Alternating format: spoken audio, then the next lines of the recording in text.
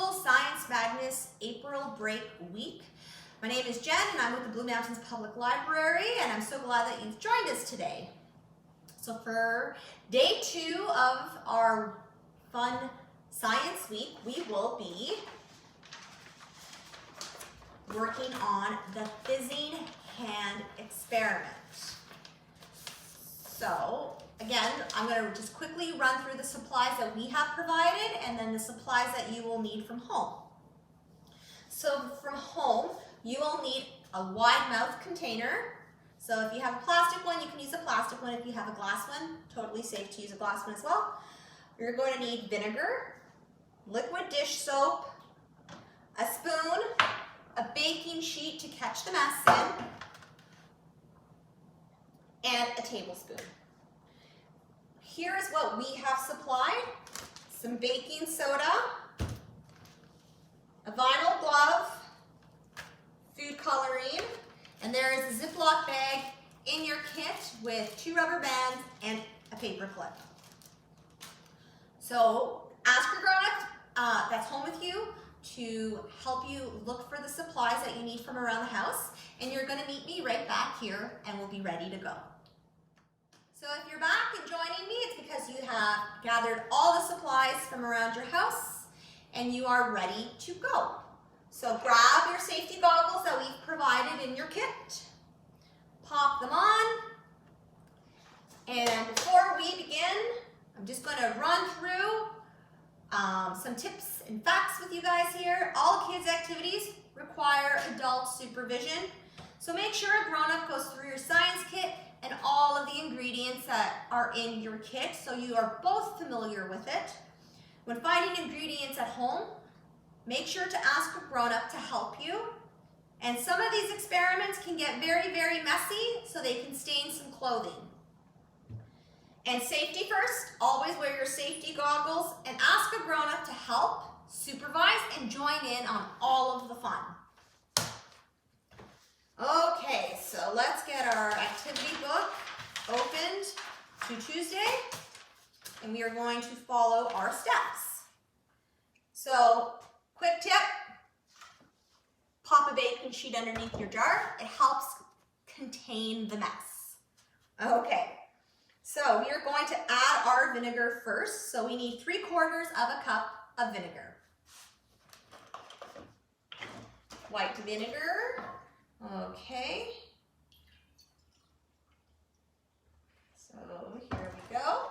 I'm going to pour my vinegar into the jar. And a good squeeze of dish soap. So here's my dish soap. I'm going to 1, 2, 3, and 1 more. So there's my dish soap. We're going to get our food coloring in the jar.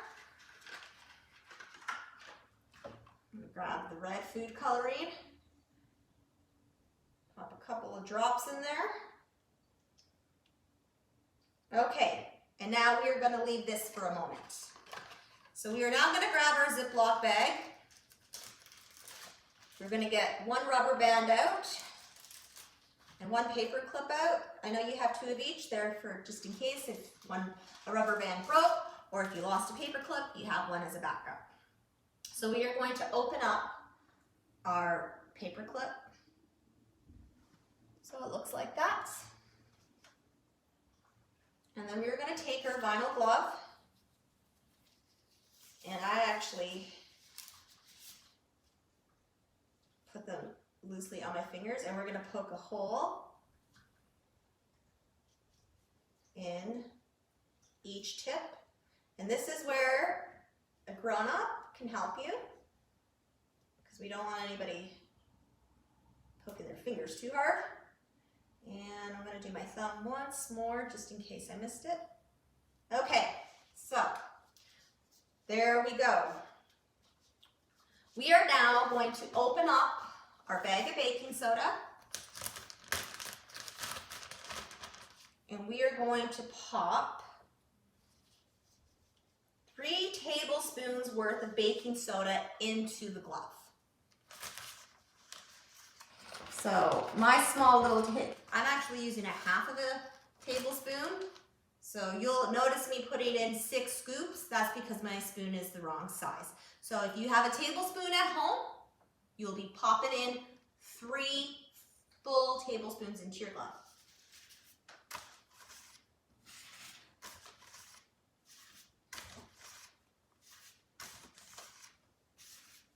Okay, so, and now we're gonna shake it, the baking soda. Make sure we get baking soda into each finger of our glove here. Okay, there we go. Shake it to the fingertips. We have shaken it to the fingertips. So step number 5, place the open end of the glove over the top of the jar, trying to not spill any of the baking soda into the jar. So, there we go. You're going to pull that over just like that. Make sure it's on there good and tight. Okay, so now we're going to place the rubber bands around the base of the glove to secure it in place around the jar. So, fingers are kind of in the way, so let's pull them through the rubber band. And secure the glove. Oops, I think I got one of my fingers in there. Sure did. Let's pop that finger out of there. And just to be safe, I'm going to use my second band.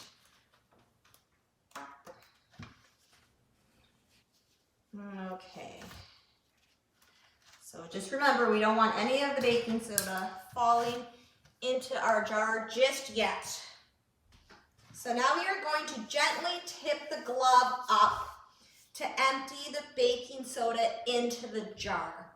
We're going to swirl everything around and then stand back to watch the foamy reaction. Are we ready? Well, let's give this a whirl. Okay, so gently tip the glove up to empty the baking soda.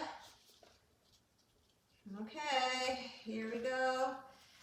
There's some stuff happening here. Okay, and now we're gonna swirl it around. Swirl it around. Here we go, here we go.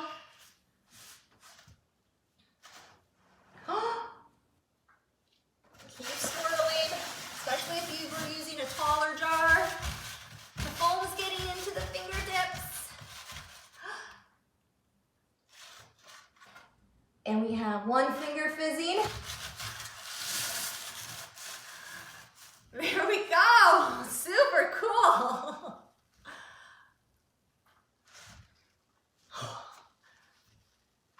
And the more you shake it and get the chemical reaction going, the more fizz will come out of each finger.